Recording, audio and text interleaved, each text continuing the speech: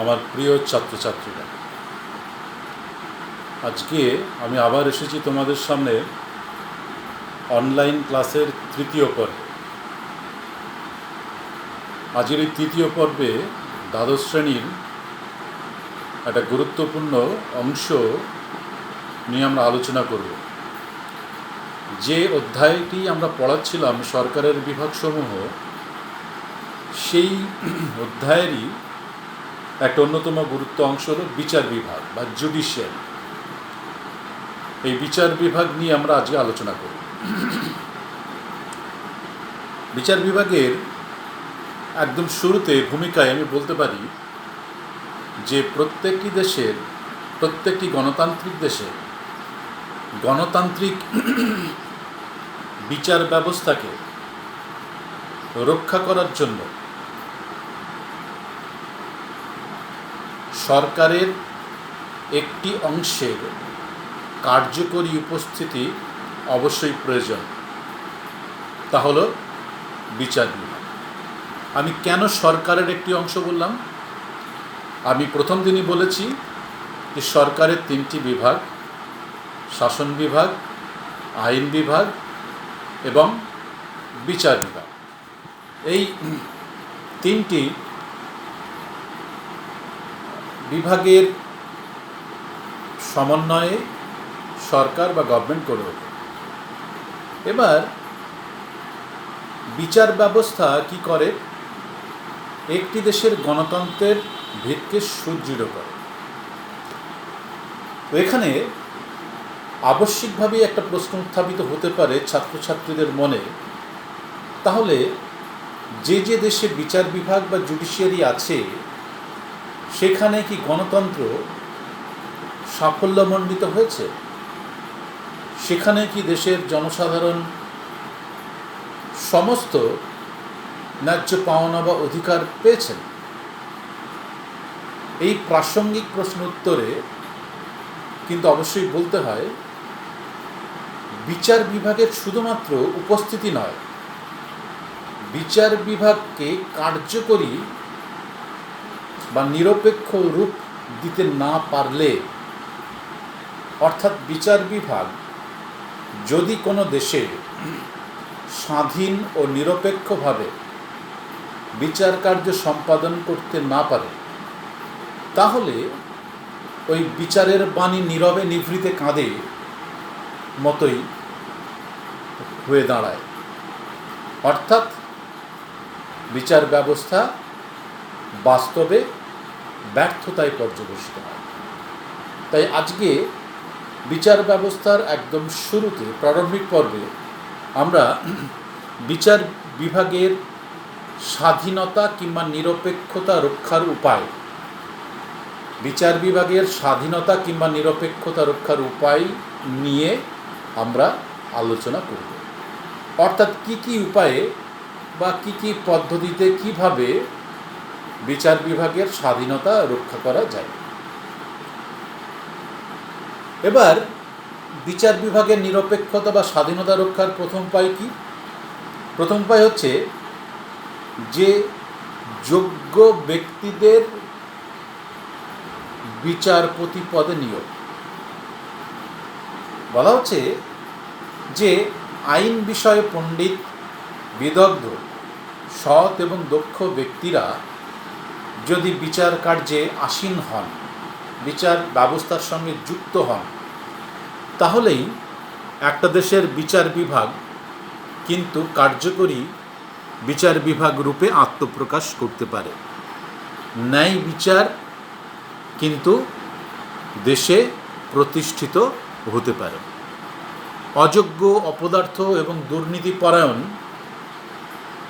ব্যক্তিরা যদি আদালতের বিচার কার্যে যুক্ত হয়, তাহলে অবশ্যই সাধারণ জনগণ ন্যায় বিচার থেকে বঞ্চিত হবে, এ বিষয়ে কোনো সন্দেহ নেই। তাহলে আমরা বলতে পারি যে বিচার ব্যবস্থার স্বাধীনতা বা নিরপেক্ষতা রক্ষা করতে গেলে প্রথমেই যেটি করা দরকার, সৎ, দক্ষ, আদর্শ, ন্যায়নিষ্ঠ বিচারপতিদের নিয়োগ করতে হবে। এটা প্রথম শর্ত। দ্বিতীয় শর্ত কি?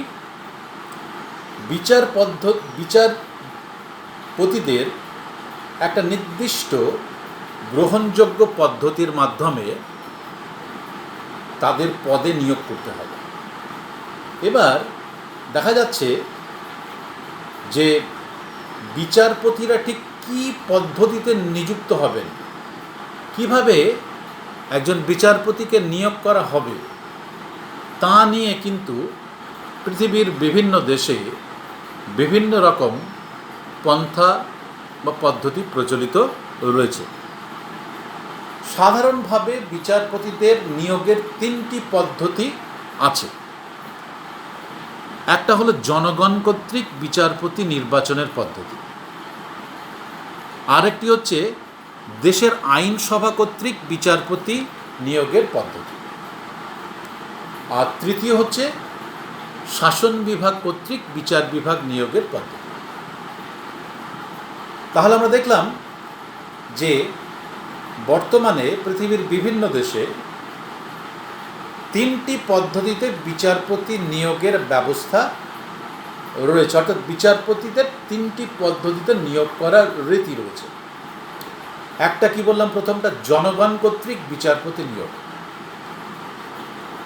অনেক রাষ্ট্রবিজ্ঞানী তারা বলছেন যে দেশের জনগণ যদি বিচারপতিদের নির্বাচন করে ভোট দিয়ে, তাহলে বিচার কার্য সুষ্ঠুভাবে সম্পাদিত হতে পারবে বলে মনে হয়। এটা একটা সময় ছিল যখন পৃথিবীর বিভিন্ন দেশে এই জনগণ কর্তৃক বিচারপতি নিয়োগের বিষয়টি নিয়ে খুব জোরদার আলোচনা হয়েছিল। তো এবার আমরা বলবো যে জনগণ কর্তৃক বিচারপতি নিয়োগের পদ্ধতিটি আদৌ গ্রহণযোগ্য নয়। তার কারণ, দেশের জনগণের সবাই, আপামর জনগণ সবাই সুশিক্ষিত, দক্ষ এবং বিচক্ষণ হবেন তা কিন্তু আশা করা যায় না। কাজেই অশিক্ষিত, অসচেতন ব্যক্তিরা সবসময় যোগ্য আইনবিদকেই বিচারপতি পদে নির্বাচিত করবেন তার কিন্তু কোনো নিশ্চয়তা নেই। 1, 2 কি হচ্ছে, এই যেহেতু বিচারপতিরা জনগণের দ্বারা নির্বাচিত হবেন, সে কারণে বিচারপতিদেরও একটি অংশ তারা পুনরায় নির্বাচিত হওয়ার জন্য নানা ধরনের অসৎ উপায় অবলম্বন করতে পারে। তাহলে আমরা দেখছি যে জনগণ কর্তৃক বিচারপতি নিয়োগ, এই যে প্রথম পদ্ধতি, এই প্রথম পদ্ধতিটা আদৌ গ্রহণযোগ্য নয়। তার কারণ, দেশের জনগণের পক্ষে একজন যোগ্য আইনবিদ, আইন বিষয়ে বিদগ্ধ ব্যক্তিকে সবসময় সঠিকভাবে নির্বাচন করে তাকে বিচারপতি পদে নিয়োগ করা সম্ভব নয়। 2, যেহেতু বিচারপতিরা নির্বাচিত হবেন, তো স্বাভাবিকভাবে নির্বাচনে জয়লাভের জন্য, নির্বাচনে জয়লাভ করে বিচারপতি পদে আসীন হবার জন্য বিচারপতিরাও অনেক সময় নানা রকম অসৎ পন্থা পদ্ধতির আশ্রয় নিতে পারেন। এই দুটো যুক্তিতে এই জনগণ কর্তৃক বিচারপতি নিয়োগের পদ্ধতিকে অযৌক্তিক এবং অগ্রহণযোগ্য বলে আমরা বলতে পারি। দ্বিতীয় পদ্ধতি কি? দ্বিতীয় পদ্ধতি হলো আইন বিভাগ কর্তৃক বিচারপতি নিয়োগ। পৃথিবীর বেশ কয়েকটি দেশে আইন বিভাগ কর্তৃক বিচারপতি নিয়োগের ব্যবস্থা প্রচলিত রয়েছে। সুইজারল্যান্ড, আলবেনিয়া, এদের মতো বেশ কিছু দেশে বিচারকরা দেশের আইন সভার কর্তৃক নির্বাচিত হন বা নিযুক্ত হন। আইনসভার সদস্যরা তারা আদালতের বিচারপতি কারা হবেন তাদেরকে নির্বাচিত করেন। এবার আধুনিককালের রাষ্ট্রবিজ্ঞানীরা বলছেন এই আইন বিভাগ কর্তৃক বিচারপতিদের নিয়োগের পদ্ধতিটিও কিন্তু ত্রুটিমুক্ত নয়। তার কারণ হিসেবে তারা বলছেন যে আইন বিভাগে সাধারণত রাজনৈতিক দলের সংখ্যাগরিষ্ঠতা থাকে, এক বা একাধিক রাজনৈতিক দলের সংখ্যাগরিষ্ঠতা থাকে যদি সেখানে একটা কোয়ালিশন সরকার গঠিত হয়। যদি একটি দলের সরকার থাকে তাহলে সেখানে একটি মাত্র দলের সংখ্যাগরিষ্ঠতা থাকে। তো কি হয়, ক্ষমতাসীন দলের ব্যক্তিরা আইনসভায় সংখ্যাধিক্য থাকার ফলে তারা তাদের পছন্দের ব্যক্তিদেরকেই আদালতের বিচারপতি পদে নির্বাচন করে। একটা রাজনৈতিক দলের পছন্দের ব্যক্তি যখন আদালতের বিচারক হিসেবে নিযুক্ত হন, স্বাভাবিকভাবে সেই নিযুক্ত বিচারপতি ওই দলের প্রতি আনুগত্য প্রকাশ করে থাকেন, প্রত্যক্ষ কিংবা পরোক্ষভাবে, যা কখনোই কাম্য হতে পারে না। দুই হলো যে আইনসভায় সংখ্যাগরিষ্ঠতার জোরে কখনো কখনো দুর্নীতিপরায়ণ, অসৎ, আইন বিষয়ে বিদগ্ধ পাণ্ডিত্য নেই এমন ব্যক্তিদেরও আইনসভার সদস্যরা বিচারক পদে নিয়োগ করে থাকতে পারেন। তাহলে এখানে আমরা দেখলাম যে আইন বিভাগ কর্তৃক বিচারক নিয়োগের পদ্ধতিও ত্রুটিমুক্ত হতে পারে না। এটা হলো দ্বিতীয় পদ্ধতি।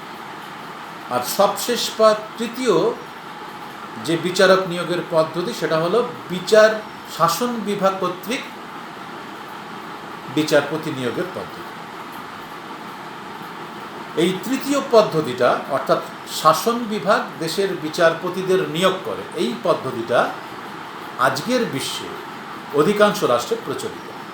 যেমন ভারতের রাষ্ট্রপতি যিনি শাসন বিভাগের প্রধান, তিনি সুপ্রিম কোর্ট এবং হাইকোর্টের বিচারপতিদের নিয়োগ করেন। এবার এখানে কি বলা হচ্ছে যে শাসন বিভাগের সর্বোচ্চ কর্তৃপক্ষ তিনি আদালতের বিচারকদের নিয়োগ করে থাকেন এবং আদালতের বিচারকদের নিয়োগ করার সময় অন্যান্য অভিজ্ঞ বা বর্ষীয়ান বিচারপতিদের পরামর্শ নিয়ে থাকতে পারে। সাধারণভাবে আধুনিক বিশ্বে বিচারপতি নিয়োগের এই তৃতীয় পদ্ধতি অর্থাৎ শাসন বিভাগ কর্তৃক বিচারপতি নিয়োগের এই পদ্ধতিটা সবথেকে বেশি গ্রহণযোগ্য বলে মনে করা হয়। এবারে তাহলে এই তিনটে পদ্ধতি নিয়ে আলোচনার শেষে আমরা কি বলবো, যে বিচার বিভাগের স্বাধীনতা রক্ষা করতে গেলে শাসন বিভাগ কর্তৃক বিচারপতিদের নিয়োগের পদ্ধতি অবলম্বন করা প্রয়োজন। এবার আমরা তৃতীয় যে উপায়, বিচার বিভাগের স্বাধীনতা রক্ষার তৃতীয় উপায়, সেটা আমরা দেখব। সেটা হচ্ছে বিচারপতিদের কার্যকাল। একজন বিচারপতি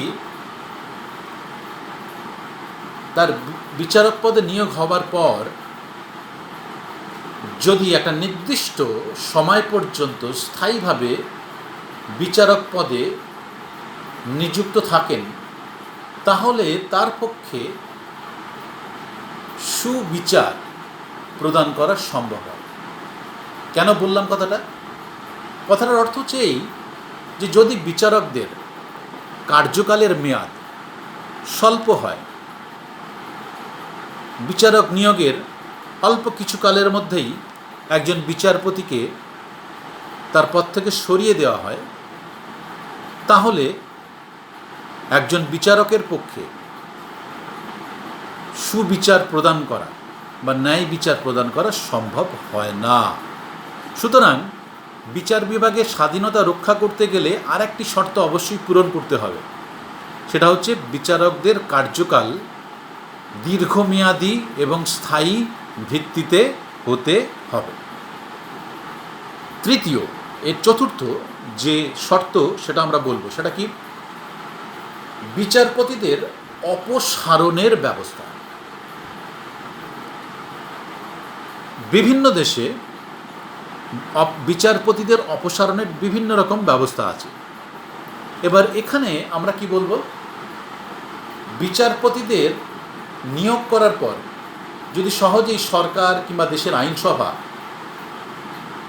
একজন বিচারপতিকে তার পদ থেকে অপসারণ করতে পারে,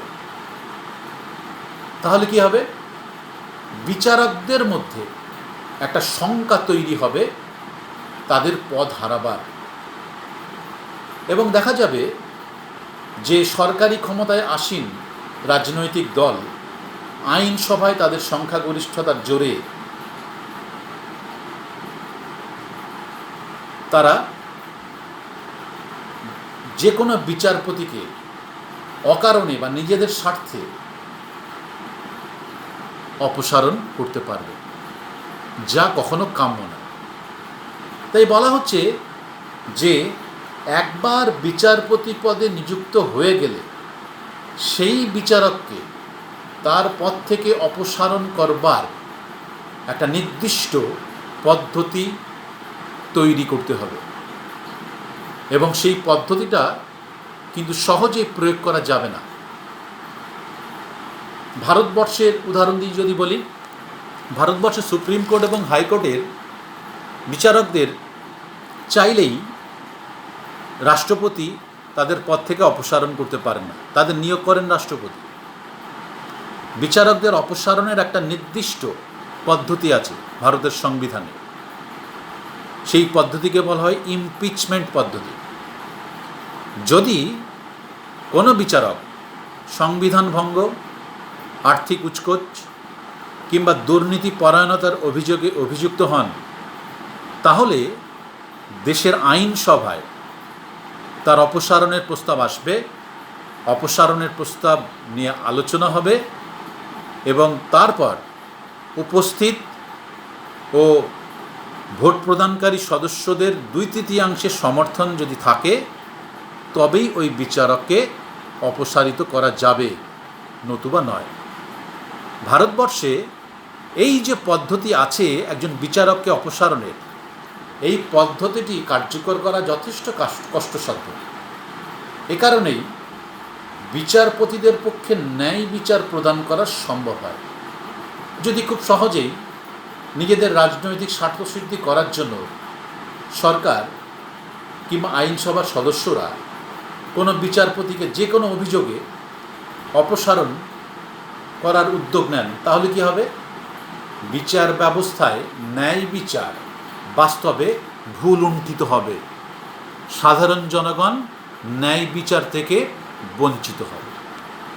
তাহলে আমরা বিচার বিভাগের স্বাধীনতা রক্ষার আরেকটি উপায় কি বললাম, সেটা হলো যে ন্যায় বিচার বা দিতে গেলে কিংবা বিচার ব্যবস্থার স্বাধীনতা রক্ষা করতে গেলে বিচারপতিদের অপসারণের একটা সুনির্দিষ্ট পদ্ধতি অবলম্বন করতে হবে। আর কি, বিচারপতিদের আর একটা পদ্ধতি আছে বিচার বিভাগের স্বাধীনতা রক্ষার, সেটা হচ্ছে যে বিচারপতিদের বেতন ভাতা আকর্ষণীয় করতে হবে। একটু ব্যাখ্যা করে যদি বলি, বিচারপতি পদে যিনি নিযুক্ত হবেন তার বেতন ভাতা, চাকরির সুযোগ সুবিধা বা অবসরকালীন ভাতা যদি আকর্ষণীয় না হয়, তাহলে দেশের পণ্ডিত, আইনজ্ঞ, বিদগ্ধ ব্যক্তিরা তারা কখনোই এই বিচার ব্যবস্থার পদে আসতে আগ্রহ বোধ করবেন না। যদি এই বিদগ্ধ আইনজ্ঞরাই বিচারপতি পদে আসতে অনিচ্ছুক থাকেন, তাহলে কি হবে? বিচার ব্যবস্থা কার্যত এক অচল বিচার ব্যবস্থায় পরিণত হবে, যেখানে ন্যায় বিচার ভুল উন্টিত হবে, এ বিষয়ে কোনো সন্দেহ নেই। সুতরাং বলা হচ্ছে যে উপযুক্ত আইনজ্ঞ, আইন বিষয়ে পারদর্শী, বিদগ্ধ, পণ্ডিত, সৎ আইনজ্ঞরা যদি বিচারপতি পদে নিযুক্ত করতে হয় তাদেরকে, তাহলে তাদের জন্য আকর্ষণীয় বেতন ভাতা, অবসরকালীন সুযোগ সুবিধা অবশ্যই সরকারকে প্রদান করতে হবে। না হলে একসময় বিচারকরা তাদের পদের মোহ ত্যাগ করে তারা বিচার ব্যবস্থা থেকে বিদায় নেবেন। তাহলে এতক্ষণ ধরে আমরা যে বিষয়গুলো বললাম সেগুলো আমি আরেকবার সংক্ষিপ্ত আকারে বলি। আমাদের আজকের আলোচ্য বিষয়সূচি হলো এই যে কিভাবে বিচার বিভাগের নিরপেক্ষতা বা স্বাধীনতা রক্ষা করা যায়। আমরা আজকে এটা পড়িয়েছি। কি বললাম? বলেছি যে কতগুলো শর্তের ওপর বিচার বিভাগের স্বাধীনতা বা নিরপেক্ষতা রক্ষা করে। প্রথম শর্ত হচ্ছে সৎ দক্ষ বিচারপতি নিয়োগ, অর্থাৎ বিচারপতিদের যোগ্যতা। 2, বিচারপতি নিয়োগের পদ্ধতি। বিচারপতি নিয়োগের 3টে পদ্ধতির কথা আমরা বলেছি। তার মধ্যে সর্বশেষ যে পদ্ধতি, শাসন বিভাগ কর্তৃক বিচার বিভাগ নিয়োগের পদ্ধতি, সবথেকে বেশি গ্রহণযোগ্য। তৃতীয় হচ্ছে বিচারপতিদের কার্যকাল, অর্থাৎ বিচারকরা একটা সুনির্দিষ্ট সময়ের জন্য স্থায়ীভাবে তাদের পদে নিযুক্ত হবে। 3, 4, বিচারকদের অপসারণের পদ্ধতিও একটা গ্রহণযোগ্য পদ্ধতি হবে। একটা বিশেষ পদ্ধতির মাধ্যমেই শুধুমাত্র বিচারকদের অপসারণ করা যাবে, নতুবা নয়। আর বিচারপতিদের বেতন ভাতা, অবসরকালীন সুযোগ সুবিধাও আকর্ষণীয় করতে হবে। আর তাহলে আমরা এতক্ষণ দেখলাম যে কোন কোন পদ্ধতি অবলম্বন করলে একটি দেশের বিচার ব্যবস্থায় বিচারকরা সৎ, নির্ভীকভাবে বিচার কার্য সম্পাদন করতে পারেন। আমার এই ক্লাসটি শোনবার পরে যদি ছাত্রছাত্রীদের বুঝতে কোনো সমস্যা বা অসুবিধা হয় তাহলে অবশ্যই তারা জানাবে, আমি আবারও তাদের সমস্যা নিরসন করব।